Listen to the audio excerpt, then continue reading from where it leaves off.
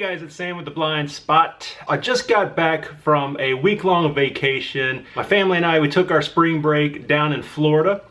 And since I'm still trying to get back in the swing of things, I thought until I could put out a proper video later on in the week, I would go ahead and make this one and tell you guys a little bit about my experiences on vacation.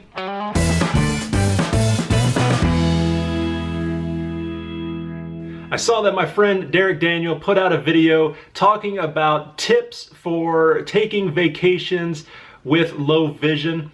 And I thought I could expand on that and tell you guys about my trip last week and my experiences that I had and what worked for me and what didn't work for me. And maybe that would help you guys out in the future if you go on trips and vacations. So as I said, my family and I went down to Florida. Now, my first tip: never go down to Florida for spring break.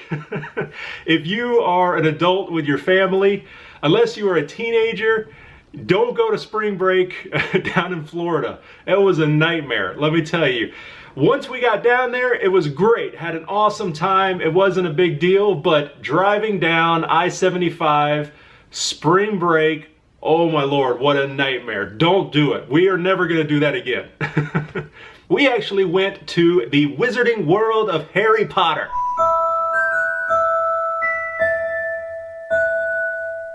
It's at Universal Studios. It was awesome, guys. I can't tell you how much fun we had. We are big Harry Potter nerds in my family. We've read all the books, we've seen all the movies. My daughter grew up pretty much reading the Harry Potter books. Even before she could really read books at that level by herself, my wife and her would read them together. And so it's just been a great part of our family and our lives. And we were very excited to go down there at Universal Studios, Wizarding World of Harry Potter. They have two sections in this park. They've recreated Diagon Alley, and then they've recreated Hogsmeade, the village of Hogsmeade. My favorite, personal favorite, actually all of our personal favorite, was Diagon Alley. It was awesome, guys. Now I'm gonna give some tips for doing the Harry Potter experience in particular, but a lot of these tips can be applied to any amusement park. Okay, these are going to be tips that I used and found them very, very useful, and then just my basic experiences while we were at this park. Number one is, of course, get there early. We got there right as the doors were opening. In our research, we found out that Escape from Gringotts Bank was the most popular ride, and it can often get to a 2-hour wait on that ride. So as soon as the doors opened, we beelined for that ride, did that ride first, didn't have to wait hardly at all. I think it was a normal 5 to 10 minute wait, but that's just how long it takes to get through the line in general. Did that ride, that was a lot of fun. It was also really cool experiencing Diagon Alley without the huge crowds. Because we ran there first, and it was very cool being there with just a couple people here and there. You really felt like you were in that world and not at an amusement park. We did Escape from Gringotts, and then we ran over to the Grigorovich wand shop. We were gonna go to Ollivander's, but it was pretty full, so we went to Grigorovich, and my daughter got a wand. She chose Tonks wand. You guys know who Tonks is if you've read the books or seen the movies. This is a really cool wand. I'll see if I can get a good look at it. It's got a really cool shape. This is one of the interactive wands, so there are certain areas throughout the two Harry Potter areas, Diagon Alley and Hogsmeade, that you can perform spells using the interactive wands. She got the Tonks wand. I was gonna get a wand, but decided not to. Of course, the one I was gonna get is Albus Dumbledore's wand. You guys know which wand that is if you've read the books, seen the movies. How can you not get that wand? That's the king of all wands, right? You guys let me know in the comments down below which wand you would have chosen. Now, another tip, if you're doing any kind of amusement park in Florida, is you're gonna want a hat and some glasses. This is the one that I was rocking, my Crocodile Dundee hat. These are my glasses. I got these new glasses while I was in Florida. These are really big. They've got a huge lens.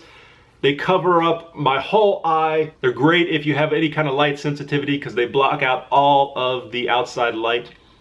But it's super bright in Florida, of course. So you're gonna need some kind of sunglasses, some kind of hat to protect yourself and to also block out that sun. Now my next tip, and probably my most important one, is to take your cane.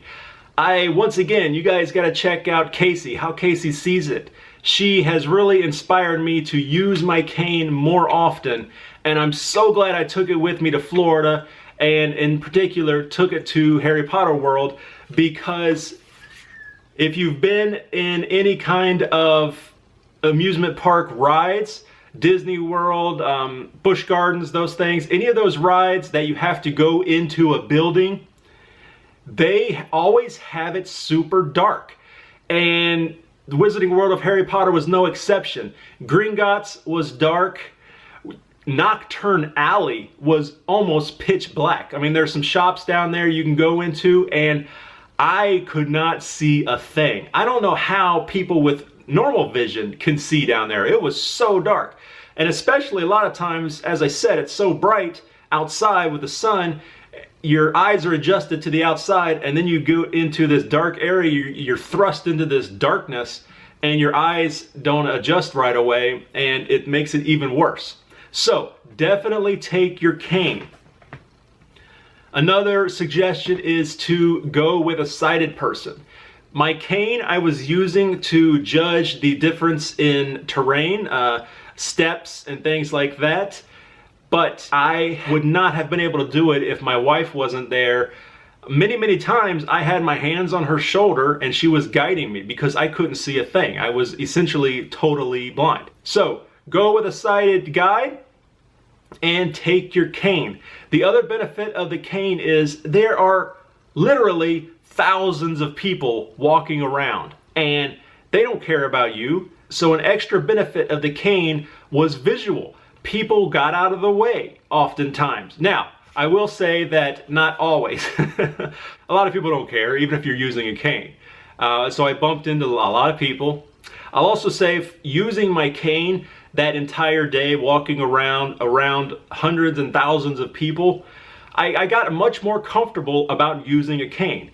So if there's anyone that is still a little uneasy about using a cane, they still feel a little strange using a cane around other people, using it at an amusement park like that is a great way to get more comfortable with it. One more benefit of using your cane. We were going into the Hogwarts ride, the ride that's inside Hogwarts Castle. Now this ride, I think, is one of the type that you get into the roller coaster style cart on a moving platform. So it's moving along and you kind of have to walk next to it and jump into it while it's moving.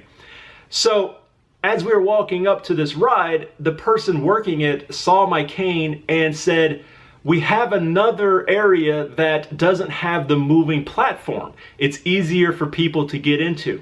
Would you guys be interested in doing that?" And my wife was like, "Yes, definitely. That would be so much easier." So we went a different route than everybody else. Went up a couple elevators, down a couple elevators. It was a little strange. But we get to this area where the cart comes up and it just stops and we could walk out to it. And I'm so glad we did, because the seats on this cart were black. It was really dark. My wife had to lead me up to this and basically push me into the seat because I couldn't see anything. It was so dark. So thinking about trying to do that on a moving platform would have been a nightmare. So I'm so glad I had the cane and that person saw us and suggested this alternative way to get on the cart. It worked out so much better. So use your canes, guys. Now, another tip that I have is to take lots of pictures and take lots of video. I tried to take pictures I took pictures of Hogwarts, the castle. I took pictures of Diagon Alley. I took pictures of the buildings at Hogsmeade. I took pictures of the Hogwarts Express. That was pretty awesome, riding Hogwarts Express. That was great. I would spend all day going back and forth on that train. That was great. But you take lots of pictures because then after the trip, I came home and I loaded all those pictures on my computer, and then I could blow it up really big on my monitor and see it much easier. So I could see all the little details that I couldn't see in person. A perfect example is while we were in Florida, my father-in-law and I took an airboat ride through the swamps, which was a lot of fun. If anybody has the opportunity to try that, that was a lot of fun. But we saw tons of alligators. Well, I should say everybody else saw tons of alligators and wildlife. I couldn't see any of it. But I made sure to take video of all the spots that they were talking about. There was an alligator in the bushes over there. I would take video so that when I came home the other day, I loaded it on there, and sure enough, oh yeah, there was an alligator right there. I can see it perfectly well on my monitor, blown up nice and big. Oh. Yeah, it's an animal. She's telling us to stay back. She's giving us a warning. She's telling us she got babies back here, and if we go back there and mess with them, she's gonna bite us. See them moving around underneath them bushes? Well, thank you very much, guys, for watching. Stay tuned. Another video coming out towards the end of the week. This is Sam with The Blind Spot. If you like the video, please hit that like button, and don't forget to hit the subscribe button to stay up to date with all the videos coming out in the future. Thank you again for watching. I'll see you next time.